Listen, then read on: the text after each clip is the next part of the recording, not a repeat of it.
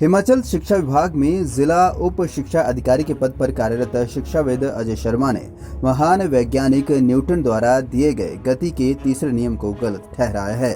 अजय शर्मा ने दावा किया है कि वह अपने प्रयोगों द्वारा न्यूटन के तीसरे नियम की खामी को सिद्ध कर सकते हैं। इन प्रयोगों पर 10 लाख रुपए का खर्च आएगा। सरकार अगर उनके प्रयोगों को गंभीरता से लेती है तो भारत नोबेल प्राइज का हकदार होगा। नेशनल साइंस डे के उपलक्ष्य पर रविवार को शिमला में पत्रकारों से रूबरू होते हुए शिक्षाविद अजय शर्मा ने कहा कि न्यूटन के गति के तीसरे नियम में कई खामियां हैं और वह अपने प्रयोगों के जरिए इन खामियों को साबित करेंगे। शर्मा ने कहा कि वह पिछले 36 सालों से इस विषय पर शोध कर रहे हैं। विदेशों के नामी वैज्ञानिकों ने उन्हें जांचा परखा और बाकायदा इंटरनेशनल जर्नल में प्रकाशित भी किया है। अब जरूरत है कि उनके अपने देश की सरकार इसे परखे और विश्व स्तर पर इसे पहचान दिलवाए। यह कवायद भारत को नोबेल पुरस्कार दिला सकती है। साथ ही अजय शर्मा ने कहा कि न्यूटन का तीसरा नियम वस्तु के आकार की अनदेखी करता है और यही नियम की महत्वपूर्ण खामी है। इसमें जो न्यूटन का तीसरा नियम है उसके कमी के बारे में दुनिया भर के वैज्ञानिक संस्थाओं ने मेरे विचारों को अहमियत दी है और लिख कर दिया है कि अगर ये प्रयोग किए जाते हैं और सफल हो जाते हैं तो भारत को नोबेल प्राइज़ मिलेगा।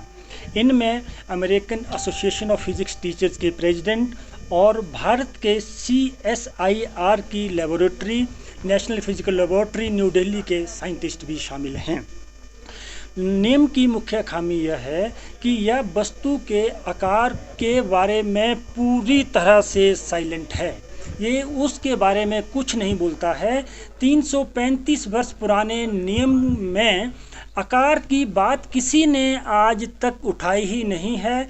इसको उठाने वाला सिर्फ एक साधारण सा भारतीय है और अगर ये प्रयोग एक ढंग तरह से सफल हो जाएं तो भारत को नोबेल प्राइज़ मिलेगा और मैं इस बात पे पूरी तरह विश्वस्त इसलिए हूँ कि साइंसदानों की रिपोर्टें जो हैं एक 39 साल की मेहनत के बाद आज मेरे साथ पॉजिटिव हैं और मैं सरकार से एक ही रिक्वेस्ट कर रहा हूँ कि इस कार्य को सीरियसली लो। ये इस तरह से हल्के में लेने वाली बात नहीं है और एक कमेटी सी बना दी जाए जिसको 10 लाख रुपए दे दिए जाएं और मुझे पैसा बिल्कुल नहीं चाहिए ताकि वो प्रयोगों के लिए जो जो आवश्यक सामग्री है वो मुझे दें, मैं प्रयोगों को करूं।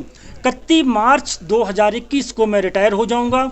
उसके बाद मेरे पास ऑफिस का भी कोई काम नहीं रहेगा और मैं 24 घंटे कोल्लू के बैल की तरह इन काम पे लग जाऊंगा। लेकिन सरकार को अब थोड़ा सा विश्वास करके ये मुझे करना ही पड़ेगा, मुझे सहायता करनी पड़ेगी।